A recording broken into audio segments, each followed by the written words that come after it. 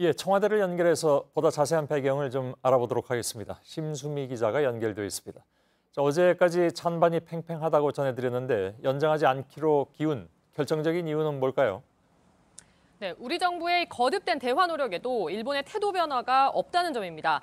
청와대 관계자는 문제 해결을 위한 우리의 노력을 일본이 이런 지하에 거절했다고 말했습니다.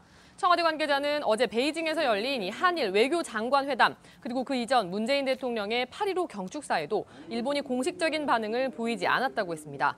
따라서 우리도 압박 수위를 높일 필요성이 컸다는 겁니다. 예. 자, 역시 이제 신경이 쓰이는 곳은 미국인데 미국은 지소미아가 유지되기를 바란다는 입장을 지금까지 밝혀왔습니다. 한미 공조에는 문제가 없는 것인지 청와대 쪽에서는 뭐라고 얘기를 하고 있습니까?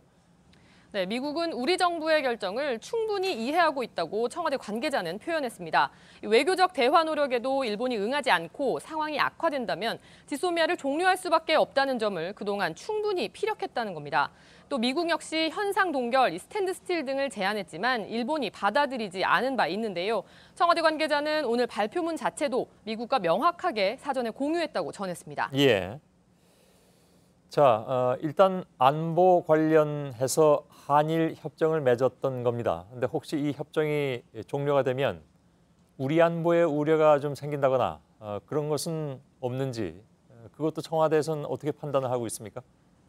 예, 2016년 11월에 이 지소미아를 체결하기 전에도 한미일 정보 공유 협정, 이 티사라고 하는데요. 이 티사를 통해서 북핵 등 중요 동향은 주고 받아왔습니다. 지소미아는 이 교환 경로를 좀 더 빠르고 쉽게 만드는 장치였던 건데 청와대 관계자는 지소미아가 없다고 하더라도 정보 공백이나 감시 공백은 있을 수 없다고 했습니다.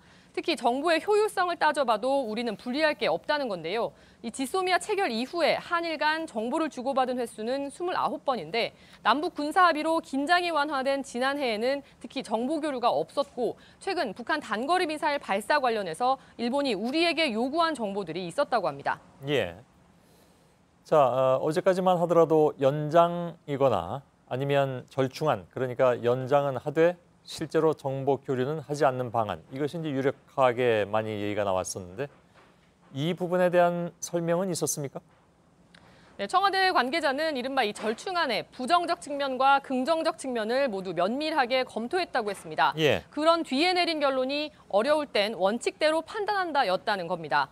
한국이 국제협약을 이행하지 않는다는 식으로 비난할 빌미를 일본에 주지 않겠다는 뜻으로 풀이됩니다. 이번 결정을 앞두고 청와대는 각 부처와도 여러 번 논의하고 심지어 지소미아에 대한 여론조사도 매일 실시했다고 했습니다. 예, 알겠습니다. 그렇다면 지소미아 종료 이후에 청와대는 무엇을 생각하고 있고 어떤 대책을 세우고 있는 것인지 좀 더 취재해서 2부에 연결해서 얘기 듣겠습니다. 심수미 기자였습니다.